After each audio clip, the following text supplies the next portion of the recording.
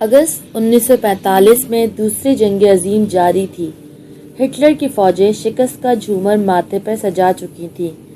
دوسری طرف جاپانی فوجیں بھی ہلچل کا شکار تھیں کہ اس دوران ایک امریکی ہوائی جہاز نے بھورے رنگ کا ایک بم جاپان کے شہر ہیروشیما پہ گرایا اور جہاز بم گراتے ہی ہیروشیما سے کافی فاصلے پر پہنچ گیا۔ دوسری طرف ہیروشیما کی پرسکون زندگی میں زلزلہ برپا ہونے والا تھا۔ معصوم کھیلتے کودتے بچے آنے والی آفت سے بے خبر تھے۔ مرد خواتین روزمرہ مصروفیات میں مگن تھے کہ اچانک آسمان اس بم کی روشنی سے لال ہو گیا اور پورا شہر آگ اور دھوئیں کی لپیٹ میں آ گیا۔ ہستی بستی زندگیاں پلک جھپکتے ہی موت کی آغوش میں چلی گئیں، کیونکہ ہیروشیما پہ گرایا جانے والا بم کوئی معمولی بم نہیں تھا، بلکہ یہ ایٹم بم تھا جو عام بموں سے 3000 گنا طاقتور تھا۔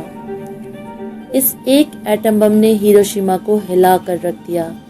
بم کا دھماکہ اتنا زبردست تھا کہ بڑی بڑی مضبوط عمارتیں کاغذ کے پرزے کی طرح ہوا میں بکھر گئیں۔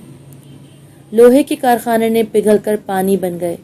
تقریباً 60,000 افراد ہلاک اور 1 لاکھ سے زیادہ زخمی ہو گئے۔ باقی جو بچے وہ ایٹم کے زہریلے اثرات سے سسک کر دم توڑ گئے، اور آج تک ہیروشیما پر ایٹم بم کی تابکاری کے اثرات موجود ہیں۔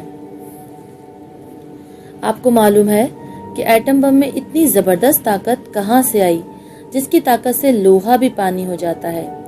ایٹم دراصل مادی چیزوں کا وہ چھوٹے سے چھوٹا ذرہ ہے جسے تقسیم نہیں کیا جا سکتا۔ یہ چھوٹا ذرہ تنہا نہیں رہ سکتا بلکہ مالیکیول کی شکل میں رہتا ہے۔ ایٹم کے بھی 3 حصے ہوتے ہیں، ایک پروٹون، دوسرا نیوٹرون اور تیسرا الیکٹران کہلاتا ہے۔ پروٹون اور نیوٹرون ایٹم کے مرکزی حصے کو کہتے ہیں، اور الیکٹران وہ حصہ ہوتا ہے جو اس کے مرکز کے گرد بہت تیزی سے گھومتا ہے۔ ایٹم کے اندر بڑی طاقت ہوتی ہے۔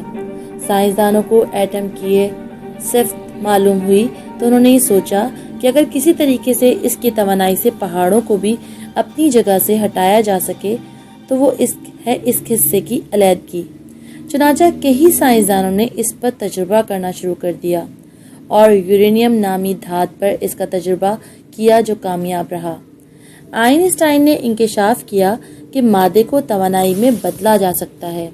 ہٹلر نے سائنسدانوں کو حکم دیا کہ وہ تجربے کو تیز کریں۔ دوسری جنگ عظیم کے شروع ہونے پر بہت سارے سائنسدان ہٹلر کے ڈر سے امریکہ میں پناہ لے چکے تھے۔ امریکہ نے ایک کانفرنس بلوائی اور ایٹم بم بنانے کا فیصلہ کیا۔ اٹلی کے سائنسدان ڈاکٹر فرنی نے کام کرنا شروع کر دیا۔ اس نے گرینائٹ اور یورینیم کی چھوٹی چھوٹی سلیں بنوا کر ان کے درمیان دھات کی ایک سلاخ رکھ دی۔ اس سلاخ کا کام یہ تھا کہ نیوٹرون کو اپنے اندر جذب کر لے۔ یہ تجربہ کامیاب رہا۔ ایٹم بم تیار ہونے لگا۔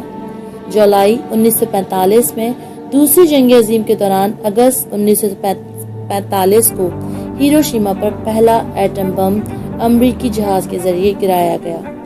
اس وقت امریکہ، روس، برطانیہ، فرانس اور چین بھاری تعداد میں ایٹم بم رکھنے والے ملکوں میں شامل ہیں، جبکہ بھارت اور پاکستان بھی ایٹمی تجربات کر کے ایٹم بم کا تجربہ کرنے والے 7 ممالک میں شامل ہیں۔